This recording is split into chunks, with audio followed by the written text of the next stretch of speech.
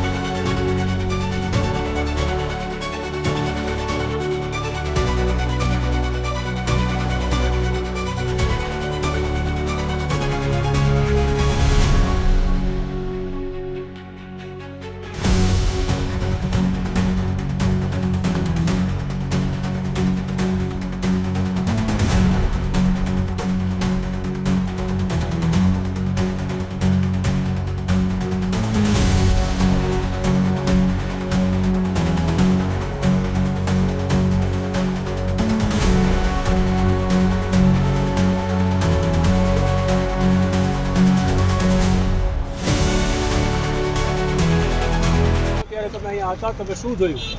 મારી રેસ્ટોરન્ટેથી નીકળો અને અહીંયા યુ ટર્ન લેવા માટે ઊભી રાખી હતી કાર, એટલે સામેની તરફથી આ ટ્રક ગયો ને એ આવતો હતો 60-70ની સમથિંગ ઝડપ હશે, બ્રેક જ નથી, એટલે એમને બ્રેક લાગી ના હોય ને મને એવું લાગ્યું, એટલે મારી કિયા પડી હતી અહીંયા સેલ્ટોસ અને એને લોકોએ ટર્ન માર્યો ત્યાંથી, મારે બેક સાઈડમાં બમ્પર ને પેટ્રોલની ટંકી ઢાંકણું હોય ને અહીંયા ટચ થઈ સીધું ટ્રક આમાં વયો ગયો ને એ રિક્ષાવાળાને એક્સિડન્ટ અહીંયા થઈ ગયું, દબાઈ ગયા, સમથિંગ 6 જણા હતા રિક્ષામાં, 4 કે 5 જણા ઓફ થઈ ગયા, એક ભાઈ કમ્પ્લીટ છે અત્યારે ગાડી અને 108 દ્વારા